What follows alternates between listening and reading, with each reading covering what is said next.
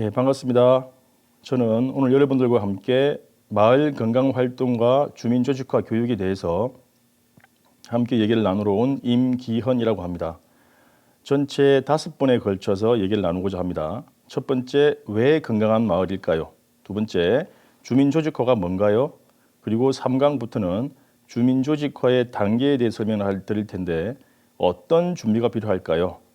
그리고 주민 리더와 함께 건강 소모임 활동 계획 세우기, 마지막으로 건강한 소모임 어떻게 만들까요? 라는 내용으로 진행을 하도록 하겠습니다. 첫 번째, 오늘 첫 번째 시간에는 왜 건강한 마을일까요? 라는 주제로 이야기를 나누려고 합니다. 먼저 보시면 제목에 보시면 건강한 마을이라고 나옵니다. 그러면 마을이란 무엇이고 또 건강한 마을이란 무엇인가, 이 두 가지를 잘 이해를 하시면 왜 건강한 마을을 만들어야 할까를 잘 아실 수 있다고 생각이 됩니다. 그래서 두 가지의 기본적인 개념을 같이 먼저 나눠보도록 하겠습니다. 첫 번째, 여러분들 마을 하면 가장 먼저 생각나는 게 뭘까요? 마을 하면 가장 뭐가 생각이 나실까요?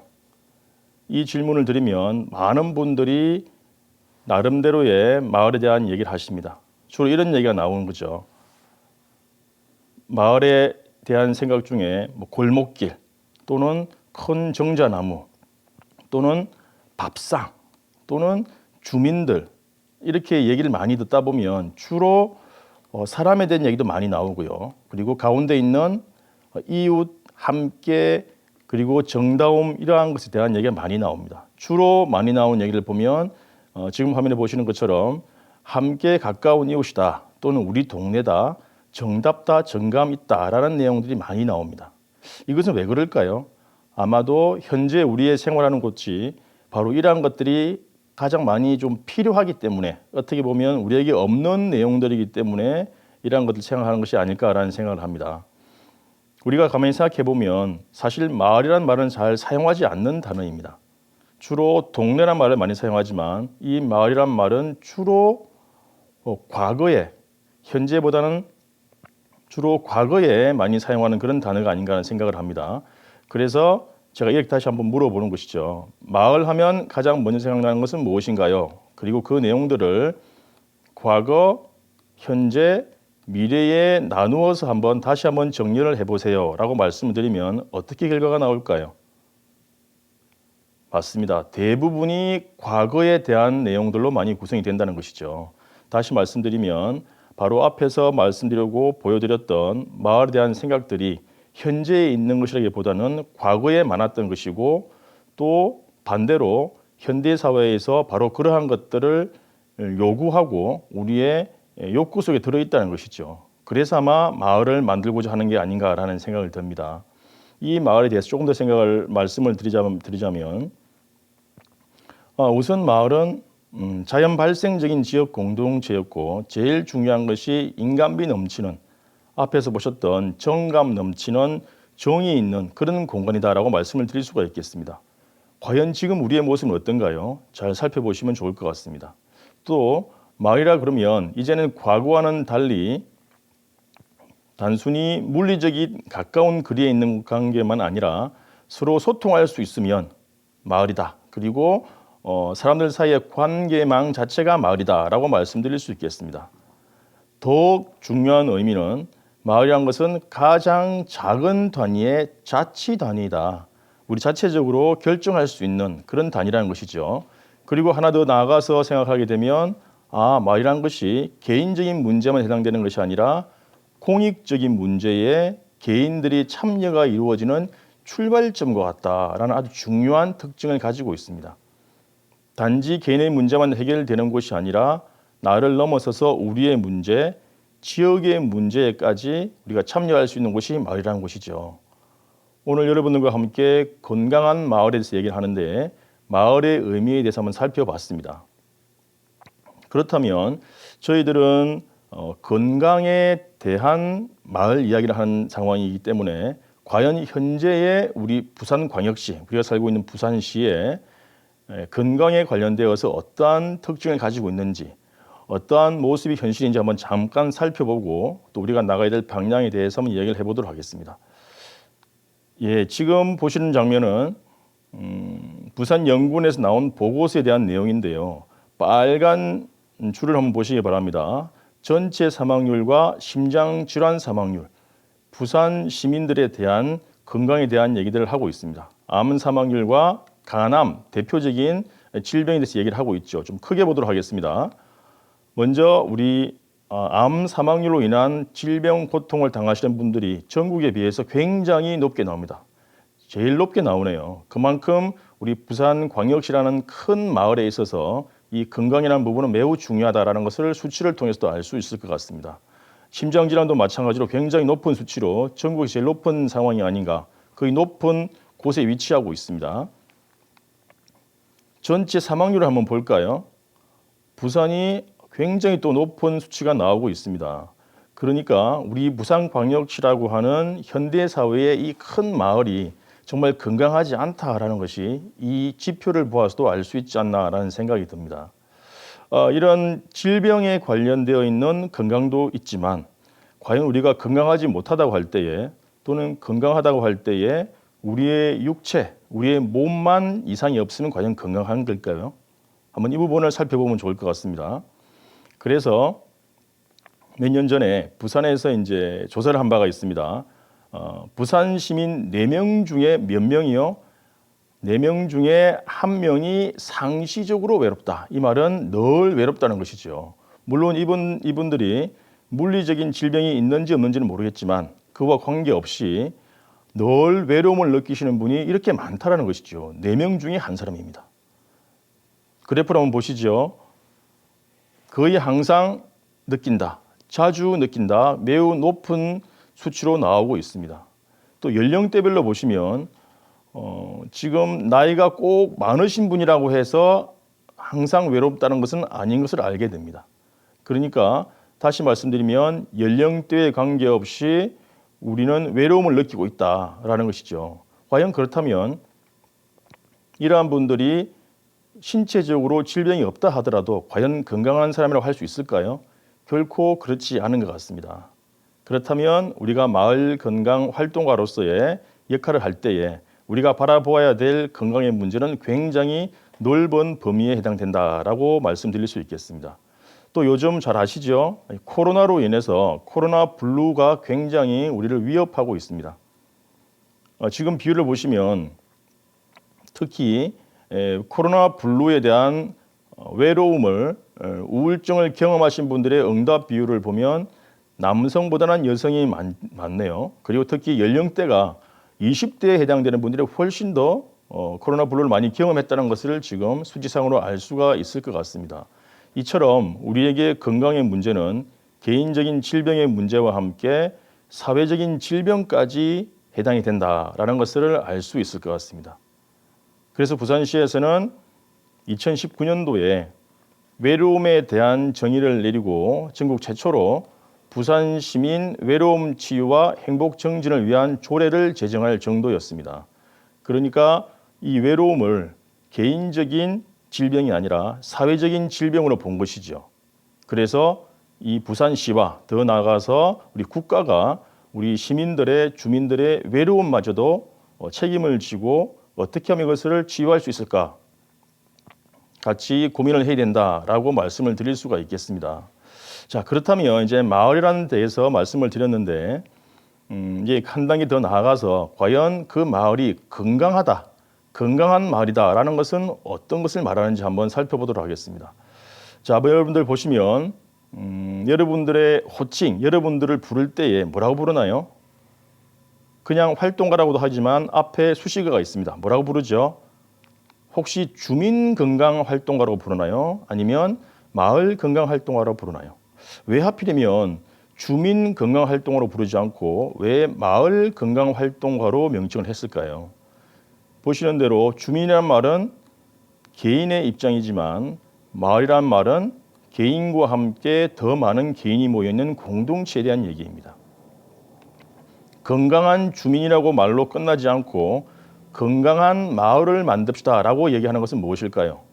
단지 건강에 대한 부분이 개인적으로만 해결될 문제가 아니라 공동체적으로 해결돼야 한다라는 것을 말하고 있다라고 저는 생각을 합니다.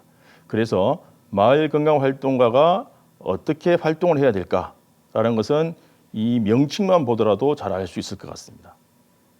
개인적으로 열심히 운동해서 개인의 건강만 찾으면 건강한 마을이 될 수가 없을 수도 있다는 것이죠. 함께 우리 마을을 건강하게 하려면 어떻게 해야 될까라는 것이 우리의 중요한 포인트라고 생각됩니다. 그러려면 여러분들은 어떤 역할을 해야 될까요? 그 이야기들을 이미 우리 선조들은 과거에 우리 전통 속에 이러한 건강한 마을 시스템을 이미 갖추고 있었다는 것이죠. 외국에 좋은 사례들이 있겠지만 이미 우리의 역사와 전통성에 좋은 사례들이 있다는 것 잊지 마시기 바랍니다. 전문적인 용어가 동일하지 않다 하더라도 이미 우리에겐 그런 경험과 흔적이 있다. 그것을 잘 살펴서 드러낸다면 주민분들도 훨씬 더 이해를 잘 하시리라 생각이 듭니다. 어떤 것이냐면요.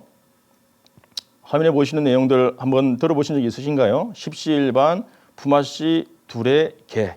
혹시 여기서 처음 듣는 단어가 있으신가요? 대부분 아마 들어보셨을 테고 그 중에는 또 몇 개는 아마 처음 들어보시는 내용도 있을 것 같습니다. 제가 이 부분을 하나하나 한번 살펴보면서 과거에는 어떠한 건강한 마을에 대한 시스템이 있었는가 한번 살펴보도록 하겠습니다. 자, 보시죠. 화면에 보시면 맛있는 밥이 한 그릇 있습니다. 뭘까요? 앞에서 말씀드린 4개의 단어 중에서 여러 사람이 힘을 합하면 한 사람을 돕기는 쉽다. 잘 아시죠? 십시일반입니다. 네, 숟가락으로 한 숟갈씩만 모으게 되면 한 사람을 충분히 도울 수 있다는 것이죠. 그런데 여기서 제가 4가지를 말씀드렸는데요. 이 4가지가 한 단계 올라가면서 뭔가 특징이 점차 강화되는 것을 볼 수가 있습니다. 그 부분을 잘 보시기 바랍니다. 십시일반에서는 누군가가 십시일반을 잘하고 있나 보지 않습니다. 개인적인 선택이고 개인이 선택일 뿐입니다. 그렇지만 어떤 건강한 마을을 만들기 위한 특징을 가지고 있는 것은 분명한 것 같습니다. 자, 그 다음 단계 한번 볼까요? 십시일반 다음에 뭐였을까요? 예, 지금 만화 그림에 잘 나오고 있죠. 영인의 밭에서 일하는 영인애와 순인애가 서로 밭을 김을 매는 일을 서로 품앗이 합니다. 나오죠? 어떤 노동 교환인가요? 소규모로 이루어지는 것이죠. 지금 그림에 나와 있는 것처럼 단 2사람 또는 2~3사람의 아주 적은 인원들이 노동을 서로 가까운 이웃끼리 서로 대가를 지불하기 위해 상호 교환하는 것이죠.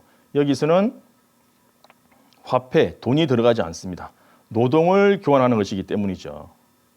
이것 또한 건강한 마을을 만들기 위한 과거 우리 선조들이 풍습 속에 또는 일상 문화 속에 가지고 있었던 좋은 흔적이라고 볼 수 있겠습니다.